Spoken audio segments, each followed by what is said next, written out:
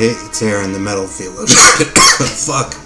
Well, shit, that was an inauspicious start. Well, fuck, let's get right to a really good start then. This is a, not this, but like this video is a response to Mr. Steve, the Harmless Rebels 300 subs contest. So first of all, congratulations on that. And, shit, I'm eyeing my soda here because I'm really thirsty. I'm all fucking parched, even before I cough, dude.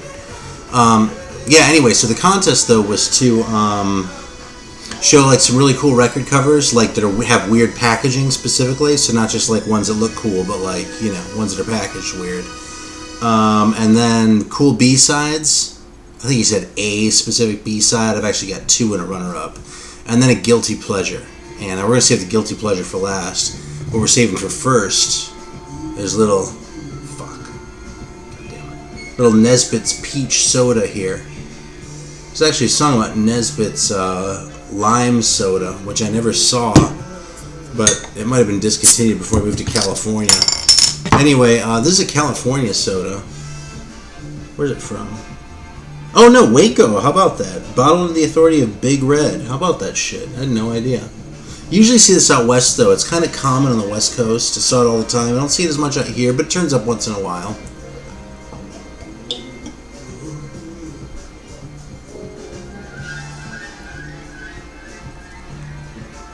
Oh yeah, that totally hits the spot. Tastes a little artificial, to be honest with you, but man, peach soda is such a rarity.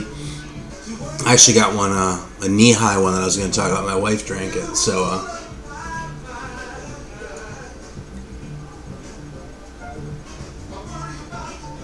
so this is my goddamn consolation prize.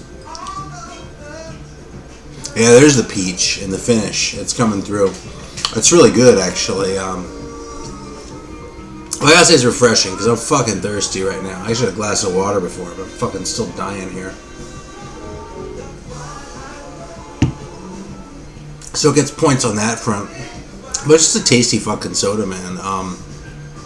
In fact, fuck, sodas like this kind of make me wish I still smoked weed, because this would be perfect for that. But those days are long in the past. So anyway, let's move on. Let's go on with this. Here's some cool covers. I'm going to start with kind of an obvious one. I sort of have an ulterior motive in showing this one. This is Group 1850, Auggie Mo's Trip to Mother Earth. And it's actually not really coming across in that thing, apparently. But it's sort of a 3D cover. It has a gatefold and shit, but it comes with these glasses, too. Oh, fuck it, I'll just take it all out. Jesus, excuse me. So, like, yeah, there you go. It's a Dutch band. And part of why I'm showing this, actually, is because I haven't heard a lot of people talking about Group 1850. But this record's from, like, 68. And if you like that early Pink Floyd shit, you really have got no excuse for not owning a copy of this. I mean, seek it out if you have to. Yes, originals are expensive. No, this is not an original. But it's a damn cool record. There's a really nice pseudonym reissue. And if you put your linke oog on the one and your rechte oog on the other, you can fucking... Hey, look at that shit. Just look through there.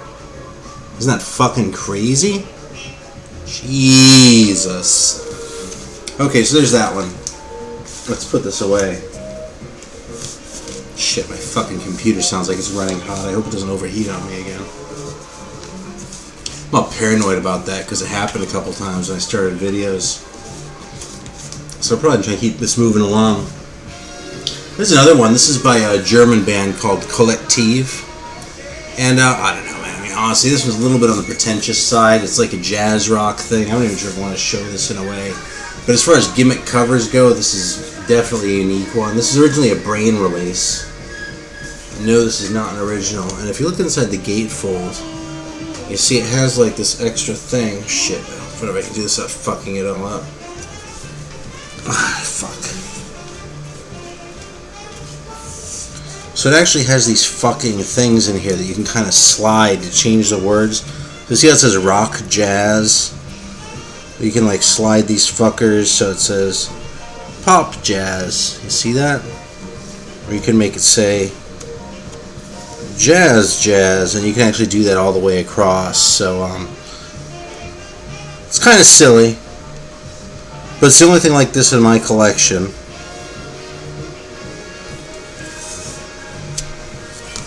So that's that. As far as the record itself goes, it's definitely like jazz rock and probably appeal to fusion fans and, you know, prog fans who like fusion more than the kind of hard rock that I normally show. I like this record though. It still has that like dark German edge, and it's just kind of cool.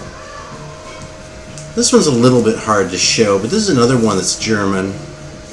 This is Somoza by Annexus Quam. And this is a reissue too, as is that one, but and this is unfolded. I kind of want to keep it pristine. But if you see the way it's scored here, you can actually fold these things. These flaps are designed to fold up, and it sort of makes a pyramid shape. You can see that. Yeah, something that totally isn't coming across, so I'm going to move on. So that's a cool one though. It's kind of freaky. It's sort of like jazz rock too, but this is a lot less conventional than the Collective. If you want to hear something weirder, I would definitely call it Annexus Quam over the other one. This one, in fact, is practically free jazz. Okay, this one right here, this is more like, I've heard this one described as freak rock. This is actually, it's kind of like a hard rocker. Actually, let me hold it up first. This is Haze Colored Dia by Haze. And a Dia in German is actually a slide. Like an old style slide. Like if you're one of the 20-year-olds watching this shit, this might not mean anything to you. But, I say that half jokingly, but the other half I'm fucking serious. But this is done like a huge ass slide. If you pull the record out, you see that? You can like shine light through it. I mean, there's the record, right? But you see how it's like one of those slides you like put in the slide projector? So it's kind of weird. Ah, shit. It's kind of not coming across in the video, but it's a cool looking record.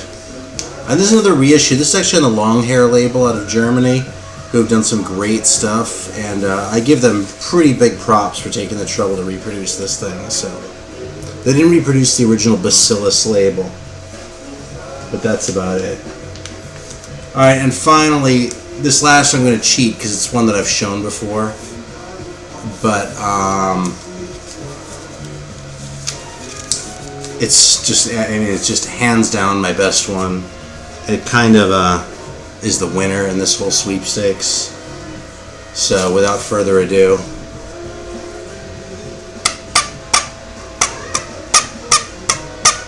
alright, for those of you who've been watching me since the very beginning, this is like an old friend coming back to see you again. Hey there, big guy. Fuck. Yeah, the nose thing slipped. If you're watching this, it's new. It belongs here where it says push, but and the record's not that great, but I'm going to pause for a second just to make sure this fucking thing doesn't fry on me, but I'll be right back. Hey, we're picking up where we left off here. Alright, so those are the cool covers for the packaging. So on to the 45s. First I got one here for honorable mention. Now, again, this is the B side that we're talking about, okay? So this is the honorable mention one. That's Venom Bloodlust. And the B side of this is In Nomine Satanas. And I think that's just a fucking badass song, man. One of the coolest songs they ever did. They actually did that song when I saw them live, and it blew me away, and I don't know. It's all fucking dark and evil, and it just cracks me up. The actual choice is between these two. This is the, if you're familiar with the Mistreater Hell's Fire record, sort of like a doomy record from '81. They put out the LP, and then they put out this one 7-inch, which I believe never came with a picture sleeve. Let me bust this out, though. So you can see the 700 West label on there. Yeah, it's a Hell's Fire. And the song in question, Hell's Fire, was on the album, but the B-side was not. The B-side is a song called Baby Blue.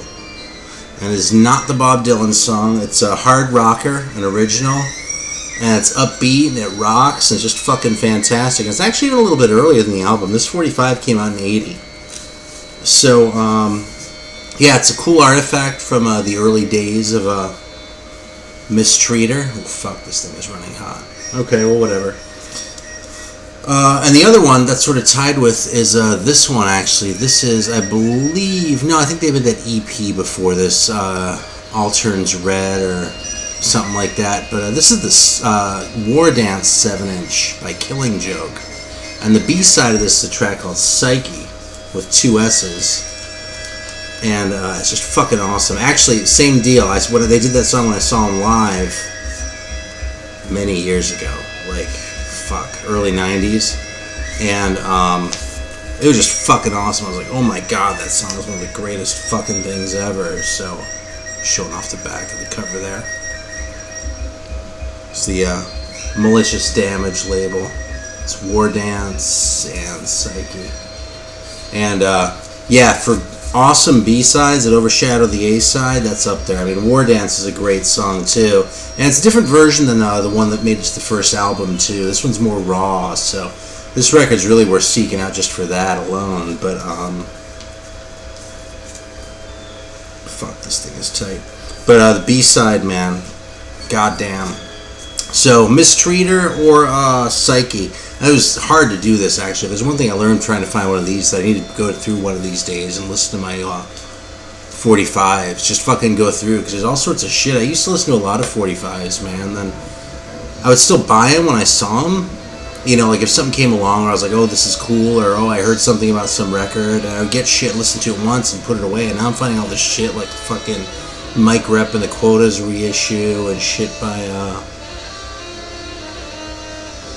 I can't even remember the fucking guy's name, but all sorts of shit. My fucking Pentagram single I forget about all the time. So, anyway.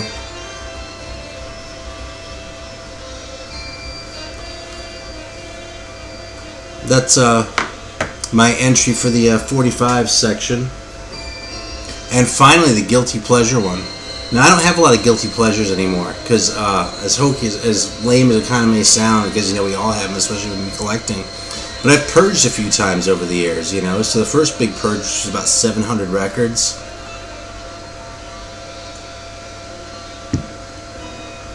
I really got rid of almost all that kind of shit. And then the shit that I still had that I could still tolerate at that point, as far as like shit, and most of the shit, let's just be honest, was shit that I liked in the 80s.